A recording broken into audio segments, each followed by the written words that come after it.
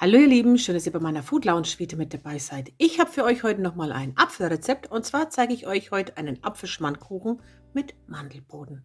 Dafür brauchen wir 4 Äpfel, 500 Milliliter Apfelsaft, dann habe ich so einen Teelöffel Vanillepaste noch benutzt, 50 Gramm Zucker und ein Päckchen Vanillepuddingpulver und dann brauchen wir auch noch einen Teelöffel Zimt und da habe ich wieder den von Just Spice, da habe ich einen Rabattcode für euch und zwar Just Alexandras Food Lounge. Unten in der Infobox ist der Link, über diesen Link müsst ihr gehen und dann kriegt ihr 5 Euro Prozente. Dann brauchen wir 300 Gramm Mehl, 100 Gramm gemahlene Mandeln, 220 Gramm Butter, die sollte nicht ganz so fest sein, ein Ei und dann noch 130 Gramm Zucker. Los geht's. Wir fangen als allererstes mit der Füllung an, denn die muss auskühlen. Da müssen wir die Äpfel schälen. Also einfach die Schale runter, dann das Kernhaus entfernen, also einfach halbieren und das Kernhaus rausschneiden. Es gibt ja auch solche Entkerner, oh Gott, ich weiß gar nicht, wie man das nennt. Die könnt ihr auch benutzen, das klappt auch ganz gut, aber so geht's auch. Dann braucht ihr eine Schüssel und diesmal reibe ich meinen Apfel. Ich nehme da von der Reibe die größten Löcher und reibe meinen Apfel da hinein. Also es wird diesmal nicht gewürfelt, sondern richtig schön grob reiben. So sah das Ganze dann aus. Am besten ist, ihr gebt noch ein bisschen Zitronensaft drüber, dann wird das Ganze nicht so extrem braun. Hier habe ich jetzt mein Puddingpulver, da gebe ich jetzt von den 50 Gramm Zucker 2 Esslöffel mit hinein und ein bisschen Apfelsaft hineingeben und das alles so lange verrühren, bis halt eben die Klümpchen weg sind und wir so eine richtig schöne gelbe, klumpenfreie Masse haben. So soll es ausschauen, das stellen wir kurz zur Seite. Der restliche Apfelsaft kommt jetzt in einen Topf. Also im Grunde genommen machen wir einen Pudding, nur nicht mit Milch, sondern mit Apfelsaft. Da gebe ich jetzt den restlichen Zucker hinein. Übrigens, es müssen nicht unbedingt 50 Gramm sein. Wem das zu viel wird, der kann auch weniger dazu geben. Beim Apfelsaft ist ja eigentlich schon Zucker drin. Das Ganze verrühren, das darf jetzt aufkochen. Das, was da drin schwimmt, ist ein Apfelstückchen. Ich habe es drin gelassen.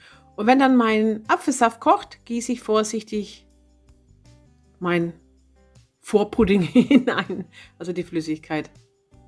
Und dann auch schnell umrühren, damit keine Klümpchen entstehen.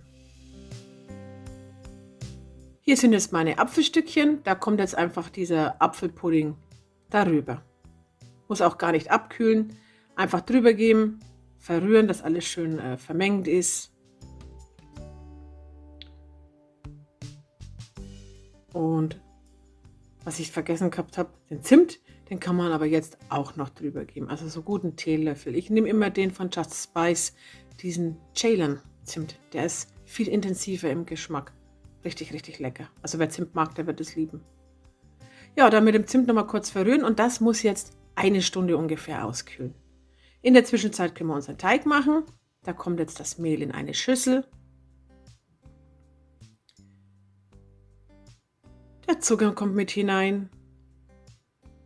Die gemahlenen Mandeln. Ihr könnt auch Haselnüsse nehmen, wenn ihr wollt. Und wer überhaupt keine Nuss mag, der lässt es einfach weg. Also es ist kein Muss, das könnt ihr ohne weiteres weglassen.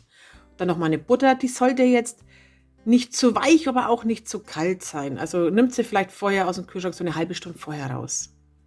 Dann noch das Ei. Mein Ei hatte Größe M und das wird jetzt einfach zu einem Teig verknetet. Ich mag es heute mal in einer Küchenmaschine. Ach ja, und die Vanillepaste noch, die kommt auch noch dazu. Ja, und jetzt einfach alles zu einem glatten Teig verkneten.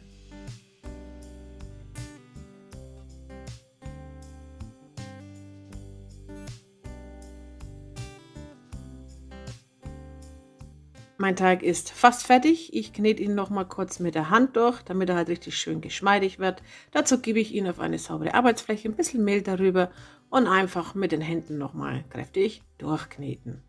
Also euch kommt vielleicht die Menge ziemlich viel vor. Das passt schon so. Es langt, glaubt mir. Ist sogar noch ein kleines Stückchen übrig geblieben. Und wenn euch was übrig bleibt, später beim Eindecken von der Form, da könnt ihr Plätzchen draus backen. Das Gute ist jetzt an diesem Teig, den kann ich sofort weiterverarbeiten. Außer wenn ihr der Meinung seid, das klebt recht arg, dann gebt ihn vorsichtshalber noch mal eine Stunde in einen Kühlschrank. Aber meiner war wirklich gut. Den konnte man richtig toll in der Form ausbreiten. Wie ihr sehen könnt, habe ich die Hälfte vom Teig genommen, habe ihn erst am Boden entlang ausgedrückt, mit der Hand, mit dem Teigroller, wie ihr wollt, und dann den Rand bis oben hin hochziehen. Ein kleines bisschen ist bei mir übrig geblieben, wie ich vorhin schon gesagt habe, aber wie gesagt, den muss man nicht wegschmeißen, da kann man Plätzchen backen draus. Das ist ein richtig guter Plätzchenteig übrigens. Ja, so sah es aus. Den habe ich jetzt 30 Minuten in den Kühlschrank gestellt und dann kann man füllen. Hier ist meine Apfelmasse, die gieße ich jetzt einfach da hinein. Und wenn ihr jetzt sehen könnt, der Rand ist ziemlich hoch, den müsst ihr abschneiden. Also ein bisschen kürzen, weil sonst wird es einfach zu hoch. Und ich habe das jetzt vergessen zu filmen. Ich habe den auf jeden Fall am Rand entlang abgeschnitten. Und dann hatte ich dann später, seht ihr dann beim Endergebnis, einen richtig schön dicken Rand. Also es ist wichtig, dass ihr das da oben gleichmäßig abschneidet. Dann darf der in den Ofen bei 175 Grad Ober- und Unterhitze für 40 Minuten. Und so sah aus. Seht ihr das hier? Habe ich abgeschnitten. Der darf jetzt in der Form 5 Minuten auskühlen und löst ihn dann bitte raus. Lasst ihn nicht in der Form komplett auskühlen. Ich habe das beim ersten Versuch gemacht. Der ist mir pappen geblieben und ich habe ihn nicht rausgebracht. Also lasst ihn 5 Minuten auskühlen und dann entfernt er die Form und dann komplett auskühlen lassen. Wenn er ausgekühlt ist, geht es an die Schmandmasse. Dazu braucht ihr 400 Milliliter Sahne und einen Becher Schmand. Und dann noch so ungefähr 3-4 Esslöffel Zucker und wieder den Ceylon-Zimt. Als allererstes muss ich meine Sahne steif schlagen, aber dazu gebe ich noch so 2,5 Esslöffel Zucker mit hinein und verrühre das Ganze.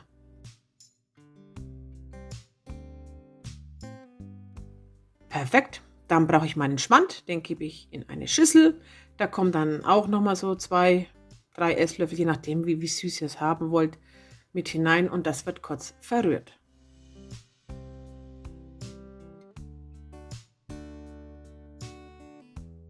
Zum Schmand kommt jetzt meine steif geschlagene Sahne.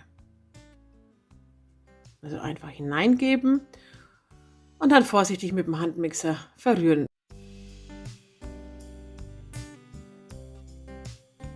Das Ganze wird jetzt wieder ein klein wenig flüssiger.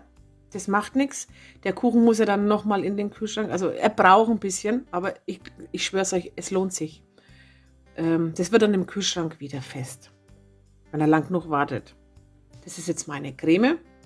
Die gebe ich jetzt auf meinen komplett ausgekühlten Apfelkuchen. Übrigens, ihr müsst so eine Schmandcreme gar nicht machen. Ihr könnt ihn auch weglassen und einfach nur noch oben drüber Puderzucker machen.